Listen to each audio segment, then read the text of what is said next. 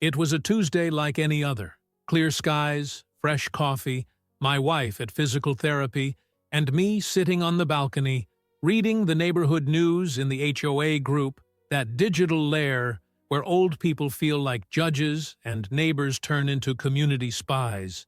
Everything was peaceful until I heard that damned sound, the idling of a winch. I got up on the spot, because a neighborhood with a tow truck is a neighborhood that stinks of bullshit, and that was that. I went out to the gate and saw the absurdity unfolding before my eyes. My wife's car, with the disabled sticker on the back, being lifted by rusty chains and pulled into the truck as if it were an abandoned car on a downtown street. A skinny guy in a worn-out polo shirt and a radio strapped to his waist appeared, spitting out an explanation that made no sense. Determination by the HOA. Vehicle not authorized to remain on the road continuously. As if wheelchair users had to move their cars every 3 hours to satisfy the inflated ego of someone who feels like a neighborhood sheriff. My wife arrived 5 minutes later, tired from physiotherapy, her arms still aching from the endurance exercise, and watched the scene with frightening calm. While the tow truck driver smiled like he knew he was screwing up, and the HOA woman watched from across the street with a look of complete satisfaction, my wife just took a deep breath, pulled her cell phone out of her pocket and started recording. She didn't cry, she didn't scream, she didn't even ask for an explanation. She just made the video, turned to me and said in a low voice, "This is going to be expensive, but not for us." The woman who sent the tow truck didn't even hide.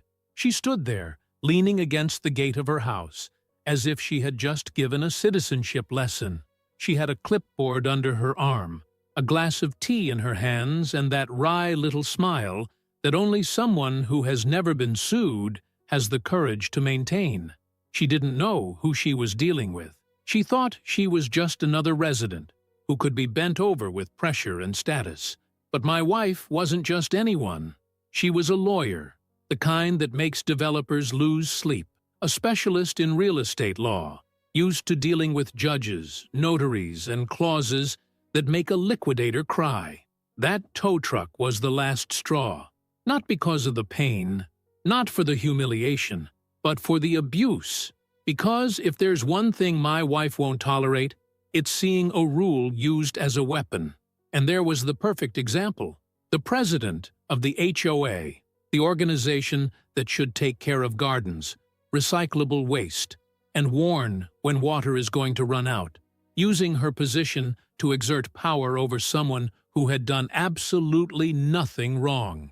The official justification, later sent in a generic email to all residents, was that the HOA does not allow prolonged use of public spaces by unregistered vehicles, and that, despite the resident's condition, her lack of registration with the association prevented the exception.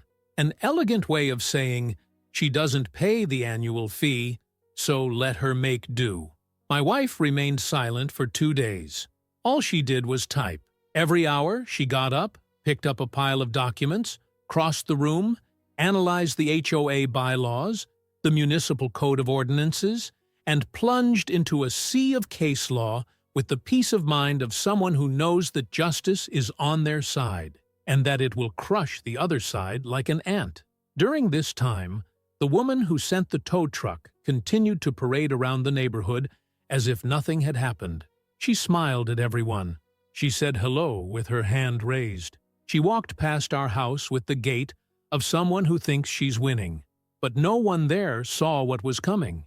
Because when a specialist lawyer decides to go deep, it's not a simple process. It's a coordinated attack. It's war on 3 fronts. It's the kind of action that doesn't appear in small claims court. It goes straight to the top. On the 3rd day, my wife printed out a letter and personally delivered it to the HOA headquarters. There were 4 pages, all with citations of state and federal laws and bylaws ignored by the association. The letter was a warning, not a threat. It was all written in a polite, clear tone, no yelling, no cursing, just the facts, and a final sentence that would chill any soul. You have committed a serious infraction against a citizen with rights protected by law, and you will have to answer for it." 3 hours later, the messages started arriving. First, one from the HOA secretary trying to clarify the facts. Then, a neighbor offering informal mediation. Finally, the neighborhood president herself knocked on the gate with a crooked smile and a ready-made excuse. "It was a misunderstanding. I'm sure we can sort it out without formalities." My wife only opened the gate enough to hand over a white envelope. Inside was a copy of the protocol of the lawsuit already registered with the small claims court. She didn't say anything. She just closed the gate with a firm click. And there, in that silence, began the fall of the woman who thought she could have anyone towed away. Because sometimes all justice needs is someone with the right degree and a very good memory. The process was quick, clean, and meticulous. Like my wife, she wasn't in a hurry. She was precise. And that's what scares those who make a living out of carding, when someone knows the law better than they know their own backyard. On the third day after the tow, the protocol was already active in the small claims court system. The opening brief? A masterpiece. It included citations of municipal, state, federal, and even international laws to ensure that if anyone tried to dismiss the case, they'd get a legal slap on the forehead. The lawsuit wasn't just against the HOA, it was nominal. Name and surname of the woman who had the car towed. And that, for her, was like a thunderbolt in the ornamental garden she so often showed off at meetings. Because while she was playing the moral janitor of the neighborhood, my wife was pulling up all the previous abuse records. Residents fined for decorations outside the aesthetic standard, warnings for chairs on the balcony, bizarre notices like misuse of the trash can. All this was attached. A dossier of hypocrisy, with the smell of a hot stapler. The neighbors, who at first only watched from afar, began to approach, each with their own story, each with a complaint. The only reason they didn't talk before was because they were afraid, because the woman always found a way to silence anyone who disagreed, whether it was with a vote at a meeting or with rules invented at the last minute. Only now she had poked the wrong person. It wasn't just a wheelchair user. She was a lawyer, and not just any lawyer, one who collected victories against giant real estate companies, against landowners who thought they could bypass the law just because they had connections. One of the neighbors said, quietly, that one day he had his backyard fence torn down because it was 5 centimeters higher than allowed. Another, a retired man, said he was almost fined for leaving a child's bicycle in his front yard. She hid behind papers and stamps, but what she was doing was pure abuse, and no one had had the courage to stand up to her. Until now. The first hearing was scheduled with almost supernatural speed. It seemed that even the legal system was anxious to get this story back on track. We arrived at the courthouse with everything printed out, numbered, separated into categories. The woman arrived with a starched lawyer, one of those who uses words like preposterous and untruthful to try to appear cultured. They tried to turn the case into an administrative failure, claiming that the car was occupying undue space and had not previously been informed as a vehicle adapted for a disabled resident, except that my wife took out of her purse, with the delicacy of someone serving a cold dish, the copy of the application sent months earlier to the HOA with all the documents, date, protocol, digital receipt, and an automatic response from the association's system saying, "Successfully received. Your application is being analyzed." That shut the lawyer up, and the judge? He just frowned and asked to continue. The best part was when she listed all the articles of the HOA's own bylaws that had been violated. Not just basic civil rights, but the very decision-making structure of the association. The woman had had the car towed without a vote, without minutes, without consultation. She used her position as a shield to do what she wanted, and that, in a court of law, has a name: abuse of authority. During the hearing, my wife spoke only what was necessary. She didn't get excited. She wasn't provoked. The other party's lawyer tried to interrupt. tried to insinuate that she was being too emotional. The judge just looked at her seriously and said, "Doctor, she's presenting evidence. The emotion is all in the facts." We left the hearing with the case practically won. The verdict only came a few weeks later, but the outcome was already clear. The fine imposed on the HOA was heavy. The woman had to pay part of the legal costs, and, by decision of the judge, the association was forced to reformulate its internal procedures for notification and punitive decisions. In fact, the towing of any vehicle with a special license plate could only take place with a court decision, under penalty of a new infraction. It was a milestone. But the most symbolic thing happened 2 days after the trial. The woman from the HOA showed up in front of our house. She didn't knock on the gate. She didn't say anything. She just stood there for a few minutes looking at the blue license plate on the windshield of my wife's car. Not angrily, not with remorse, but with the look of someone who, for the first time, understood the size of their mistake. Not because of justice, but because she had lost control. She drove away slowly, and she never had anything towed away again. Not a car, not garbage, not a child's toy. For the first time in years, the street was peaceful, and the neighborhood discovered that rules do exist, but not to humiliate, to protect, especially those who already carry on their backs the weight of a lifetime dealing with poorly made ramps, endless stairs, and, of course, neighbors with a deity complex in a gated community. The judge's decision became the stuff of legend in the HOA group. The woman who once typed messages in caps lock about community morality now avoided any phrase that sounded like an imposition. And the most interesting thing, new versions of the story began to emerge. Each resident added spice. They said that my wife was a retired judge, that she had brought down an entire shopping center with a single lawsuit, that she had a secret room with files on all the residents. All lies, of course. But the legend was more useful than the truth. She didn't deny it. She just laughed and went back to looking after the plants. While her fame grew, the HOA's behavior shrank. With every attempt at a new rule, someone would raise their hand at the meeting and ask, "Is this legally validated? Has the lawyer read it?" Her name became a filter. No decision passed without the fear of the next petition. But what nobody expected was my wife's second move. Because for her, winning the case wasn't the end. It was the beginning. A week after the ruling, she started writing another play. It wasn't judicial. It was internal.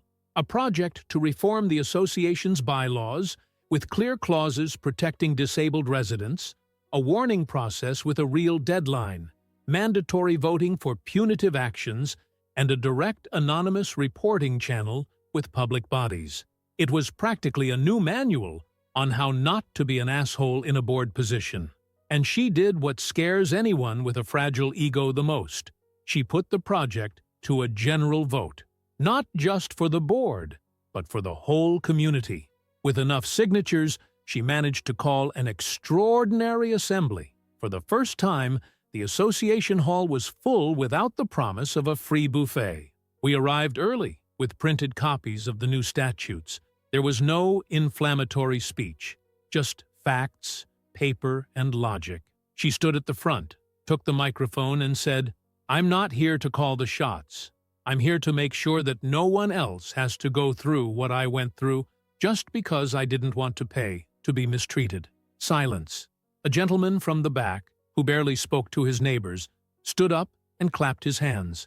Then another, and another. In the end, the whole hall was applauding, not for the eloquence, but because someone had finally done what everyone wanted, pulled the rug out from under tyranny disguised as an organization. The vote was symbolic, almost unanimous. Only 3 votes against. One of them, of course, hers. But even her closest allies were already afraid of getting burned. The next morning, the association's group had its first uncensored publication, a post by my wife, announcing the approval of the new statute, attaching the entire document, and inviting anyone who wanted to contribute to suggest improvements. The responses were beautiful.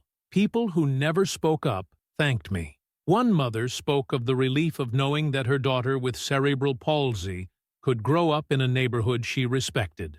A man wrote that he now felt part of something, and not just another name on the annual collection list.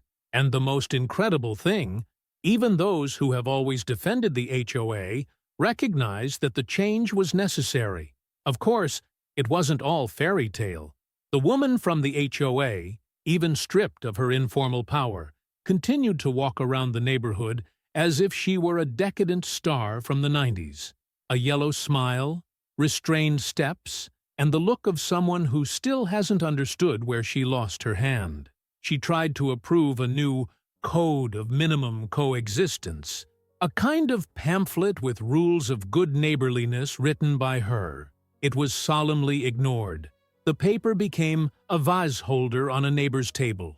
The best part happened at the neighborhood's spring event, a silly party with a hot dog stand and a cake competition. My wife was invited as the opening speaker. She didn't want to speak. She just asked for a banner to be put up at the event. Nobody knew what was coming. On the day, when they opened the canvas, there it was. Respect is not optional in condominiums. Here, the law also has a place to park. I couldn't help laughing. The phrase became a sticker, mugs, even a dishcloth. And there, on that late afternoon with the smell of sausage and corn cake, it became clear that something had changed for good. Because a woman tried to tow away my wife's car.